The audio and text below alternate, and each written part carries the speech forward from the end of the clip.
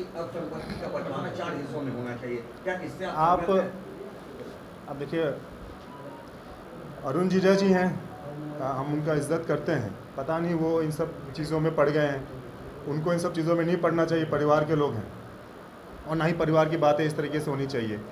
आप मीडिया के आगे आके बोलिएगा कि संपत्ति का बंटवारा करो, मीडिया आप लोग करेंगे संपत्ति का बंटवारा कि भाई घर के लोग के बीच में होता है कि थाने जाके संपत्ति का बंटवारा होता है? बंटवारा भाई हमें क्या करना है? आप जहाँ प्रेस कॉन्फ्रेंस कर रहे हैं, पीछे चिराग भैया का ज़मीन है सामने है। जब वो अलग हुए, उन्होंने परिवार को अलग किया और उन्होंने पार्टी को जब तोड़ा, तो ये ज़मीन उन्होंने अलग कर ली अपनी, पीछे तो ज़मीन अलग कर ली उन्होंने, बंटवारा तो कर लिया। आप समझिए, तो वो घटनाक्रम समझाते हैं।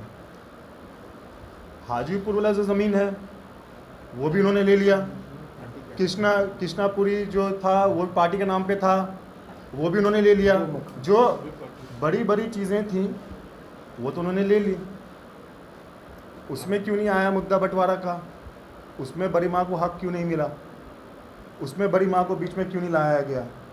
हाँ, अब गांव में जो ज़मीन है, क्योंकि चुनाव लड़ना है वहाँ से, हैं भाई, आप जब ये सब चीज़ें बंटवारा करके जब सबका कागज़ वागज़ सब मंगवा लिए, चाबी वाबी सब मंगवा लिए, तो गांव वाला क्यों नहीं किया?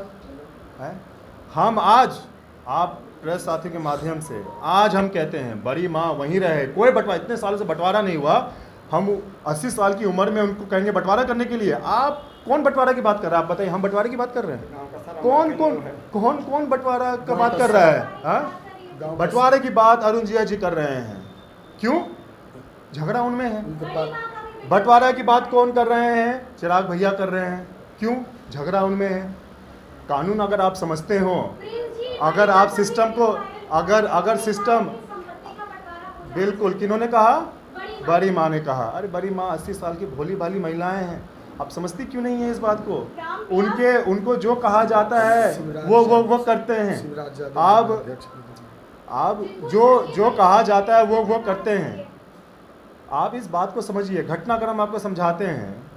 आप कह रहे हैं एक प्रॉपर्टी का बंटवारा चार में हो, हम कहते हैं क्यों हो प्रॉपर्टी का बंटवारा? बड़ी माँ सब पढ़िए हैं, क्यों हो बंटवारा? 100% उनका है, वो रहें, और जहां हैं वहां मान सम्मान के साथ रहें, इज्जत के साथ रहें, ठाट के साथ वहां रहें। और ये लोग राजनीति करते हैं। बड़ी माँ बीमार पड़ गई, उनको सदमा लग गया, अरे तुम दिल्ली क्यों नहीं लेके आए? हेलीकॉप्टर से आप जाके फोटो शूट कराते हैं, लेकिन आप दिल्ली या पटना नहीं लेके आते हैं इलाज कराने के लिए। और वहां पे इल्जाम लगाया जाता है, कहते हैं कि बड़ी माँ को जान का खतरा है। अरे भाई, बड़ी माँ को जान का खतरा है, आपके पास तो Z+ सिक्योरिटी है, आप दिल्ली पटना में रखिए उन्हें। आपके माता पिता है ना, आपके माता पिता पे अगर जान का खतरा हो तो आप गांव में छोड़े रहेंगे उन्हें, हैं कि खतरा हो ही जाए? अरे भाई, आप सक्षम लोग हैं, अरबपति खरबपति लोग हैं, आपके पास Z+ सिक्योरिटी है, अगर आपकी माँ पे जान का खतरा है तो आप क्या करिएगा? उन्हें गांव में छोड़ के रखिएगा कि अपने साथ लेके आइएगा कि चलिए हम आपका इलाज भी कराएंगे, आपकी जान का सुरक्षा भी हम करेंगे? लेकिन नहीं, नौटंकी, नाटक, षड्यंत्र रचना छोड़ रखा है गांव में। क्यों छोड़ रखा है आपने? जब जान की खतरा है और उनकी जब तबीयत खराब है तो अपने गांव में क्यों छोड़ रखा है? झोला छाप डॉक्टर आके क्यों इलाज करता है? और आप अपना इलाज कराने के लिए लंदन, मुंबई का और अमेरिका जाते हैं। तो ये आप समझिए ढोंग जो रचा जा रहा है। 2020 में जब बड़े पापा का निधन हो गया तो किस तरीके से अपने पिता का मृत्यु का ये मजाक बना के वोट बटोरने की कोशिश कर रहे थे, ये आपने देखा, पूरी दुनिया ने देखा इस बात को। फिर जब 2020 में जब चुनाव था, यही नीतीश कुमार जी को जो आज वो गले लगाते हैं, इन्हीं नीतीश कुमार जी को उन्होंने क्या कहा? मेरे पिता का अपमान किया, हम बदला लेंगे। कोई पुत्र उसके पिता का अपमान कोई करे, वो भूल जाए, 2 पैसे के लालच में दो कोरी की सीट के लिए भूल जाए तो उस बदनामी को है। जब 20 में था चुनाव तो वो गाली देते रहे नीतीश कुमार जी को, मेरे पिता को गाली दिया, मैं जेल भिजवाऊंगा, 7 निश्चय योजना, जल योजना में घोटाला हुआ है, हम जेल भिजवाएंगे। लेकिन जब 24 में उनका वोट लेना था तो क्या किए ये? 2020 में तेजस्वी यादव जी से मिलते थे घर जाके, लेकिन जब 2024 में जब नीतीश जी का वोट लेना था तो उनको गले लगा लिए। बदनामी और जो बेइज्जत किए थे बड़े पापा को वो भूल गए और तेजस्वी जी को गाली देने लग गए उल्टा, कि भाई हमारी माँ को गाली दिया, हमारी माँ को गाली दिए हैं। आप वही घटनाक्रम 2025 का है, फिर से चुनाव है, अलौली विधानसभा क्षेत्र से इनके प्रत्याशी हैं जो मीडिया में बयान दे रहे हैं, उनको वहां से चुनाव लड़ना है। इतनी घटिया राजनीति, आप समझिए घटनाक्रम को, जिस तरीके से सिर्फ सहानुभूति बटोरने के लिए और किस तरीके से बदनाम किया जाए सिर्फ और सिर्फ कि हमको वोट मिल जाए, बाकी क्या है नहीं है वो भाड़ में जाए।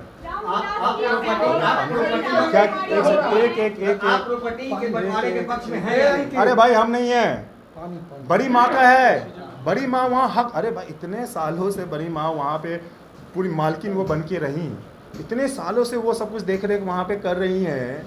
ये 80 साल की उम्र में बड़ी माँ को बंटवारा क्यों चाहिए? आप ये कभी सुने, कभी सोचे इस बात को, कभी आपने अध्ययन किया इस बात को? तो हमारा कहना क्या है,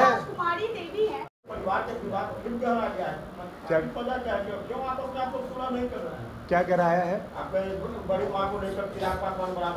देखिए ये बहुत ही दुर्भाग्य है जिस तरीके से राजनीति लाभ लेने के लिए आप परिवार को सड़क पे ले आते हैं। इससे गंदी राजनीति हमें नहीं लगता है कोई होगी। स्वतंत्र हिंदुस्तान में, आज़ाद हिंदुस्तान में, उसके इतिहास में, वर्तमान में और हमें लगता है भविष्य में भी ऐसा घटना कभी देखने को नहीं मिलेगा। जिस तरीके से, किस हिसाब से एक राजनीति लाभ लिया जाए और उसके लिए आप परिवार का बलिदान दे दें, परिवार को बदनाम कर दें, परिवार को आप सड़क पे ले आए। जो आपने घटनाक्रम बताया है बड़ी माँ का, गांव की बड़ी माँ का जो घटनाक्रम है, बहुत ही शर्मनाक है। उनको बेचारी 80 साल की बुजुर्ग महिला, हमारी बड़ी माँ जो है, गांव में हमेशा रही, अक्सर रही, पूरा हक है उनका, उनको लेके ये लोग राजनीति कर रहे हैं। इससे ज़्यादा कोई नहीं गिर सकता है। हमारी माँ पे तो केस कर दिया इन लोगों ने। चिराग भैया की पार्टी के लोग जाके हमारी माँ पे केस करते हैं। आप इस बात को समझिए, जो वो कंप्लेन लेके जाते हैं उस पर बड़ी माँ का नकली हस्ताक्षर है, चैलेंज करते हैं, उस हस्ताक्षर को आप वेरीफाई कराइए। वो हमारी बड़ी माँ अनपढ़ हैं, वो नहीं पढ़ी लिखी है, अंगूठा लगाती हैं। उनका नकली हस्ताक्षर कर कर यहाँ से पटना से लोग गए हैं, इनके पार्टी के प्रदेश अध्यक्ष गए हैं, इनके जिला अध्यक्ष थे वहाँ पे और सांसद प्रतिनिधि थे, ये सारे के सारे, और पटना से मीडिया लेके गए हैं। आप समझिए इस घटनाक्रम को, पटना से मीडिया लेके गए हैं और वहाँ ले जाकर थाने में जाके कंप्लेन करते हैं।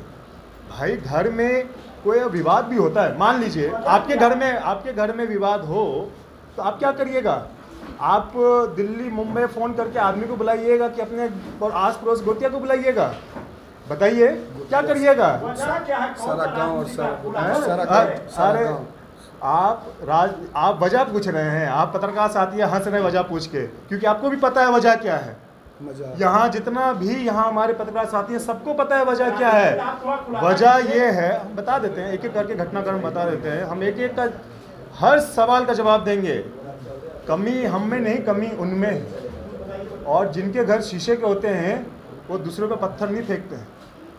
ये सारा का सारा घटनाक्रम, इसके पीछे सिर्फ एक वजह है, हमने जैसा शुरुआत में कहा, राजनीति। राजनीति कैसे है?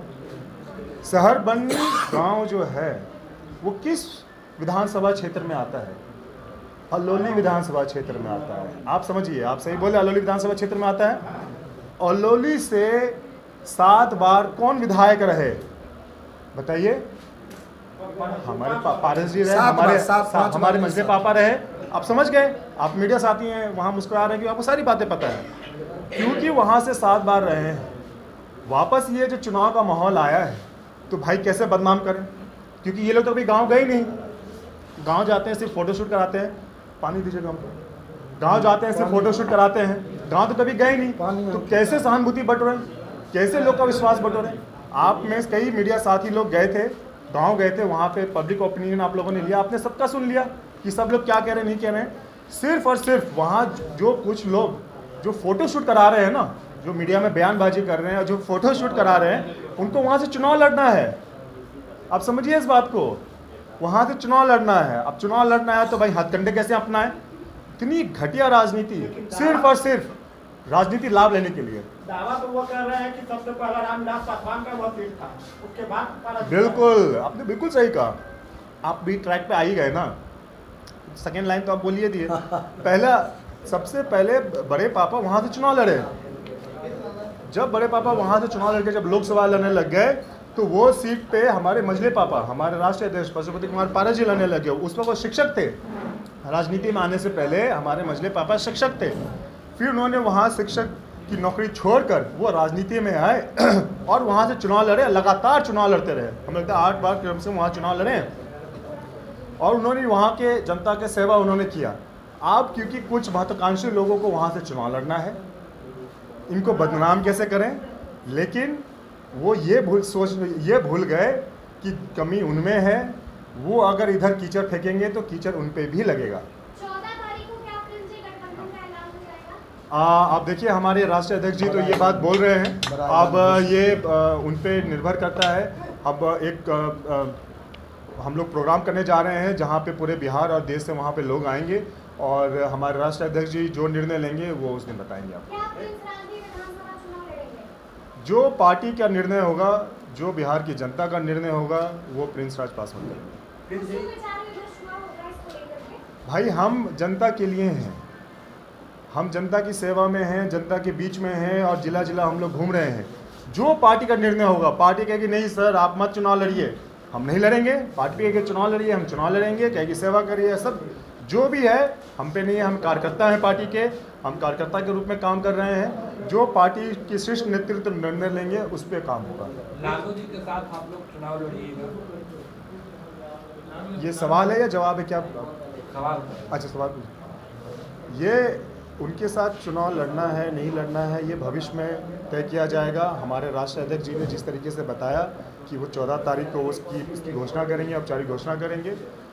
हम लोग अभी फ़िलहाल अपनी तैयारी कर रहे हैं। हम अपनी पार्टी का संगठन हर जिला में जाके मजबूत कर रहे हैं, देख रहे हैं कैसा है, जनता से बात कर रहे हैं। जो हमारी पार्टी के कार्यकर्ताओं का जो भी फैसला होगा, जो भी उनका सुझाव होगा और जितनी भी हम जहाँ जहाँ जाके गांव के लोगों से मिल रहे हैं उनका हम लोग सुझाव सुन रहे हैं, उनकी मन की बात हम लोग सुन रहे हैं। वो जो कहेंगे वो हम लोग करेंगे।